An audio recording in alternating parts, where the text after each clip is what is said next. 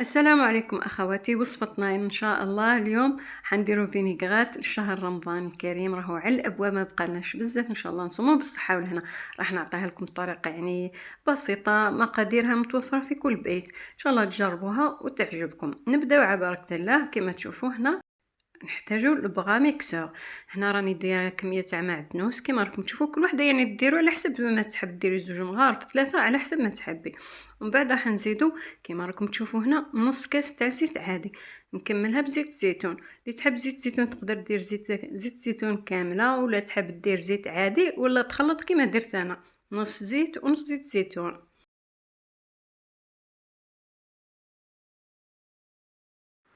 ودرك نزيد نفرغ الزيت هذه مع المعدنوس في الطاس هذا. كيما قلت لكم، لا فينيغرات هذه سهله سهله، اهم انها بنينه بنينه، والاهم اكثر تحكم لكم مده طويله. تقدروا ديروا كميه كبيره لمده شهر ما يصرى لها والو. دائما بنفس الكاس كما راكم تشوفوا هنا 4 كاس تاع خل.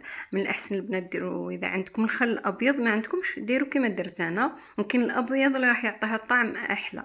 وهنا عندي 2 مغارف حتى 3 تاع ماء، نزيد نضيفهم. ما كانش مقادير صعيبه، وقلنا كلش تخلطوا مع بعض. هنا 2 سنينات تاع ثوم، واذا كان الثوم تاع كبير ديري سنه تكفي. مغرفه صغيره تاع ملح، ونزيدو مغرفه صغيره تاع سكر. هذا اللي يزيد يخلي لا فينيغرات تاعنا تعطيها واحد الطعم هايل، وتبقى لك لمده طويله. كما قلت لكم مغرفه صغيره، ورشه صغيره تاع فلفل كحل. وهذا هو السر اللي يزيد يخلي لا فينيغرات تاعنا هايله ورهيبه، هي الموطاد. نديرو مغرفه تكون مليانه بزاف، مغرفه بومبي كبيره. انا درت النوع هذا، نتوما اي نوع متوفر عندكم من لا موطارد ولا لي مالفين ديروه، تقدروا تستعملوه، لانه كاين انواع عديده وتختلف كل وحده والمذاق تاعها. مغرفه كبيره بومبي كيما هكذا. هذو هما المقادير تاعنا كامل. كما قلت لكم بسيطه متوفره في كل بيت، والاهم انه لا فينيغرات هذه تقعد لك شهر. انا عطيتكم البنات مقادير هذه مش كبيره بزاف، تقدروا تخدموا كميه كبيره لمده شهر. كما مش راح تفسد لكم خلاص، غير تحطوها في الفريجيدار.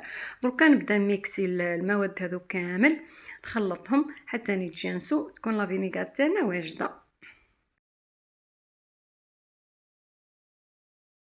شوفوا لا كولور تاعها البنات كيفاش شابه هايله، والريحه تاعها كيما نقولوا تعبق تعبق، هايله البنات. شوفوا ان شاء الله راح تجربوها، انا متاكده تجربوها وتعجبكم، وراح تكملوا تخدموا كميه كبيره شهر رمضان كاملين ان شاء الله. ربي يبلغنا نصوموا بالصحه والهنا.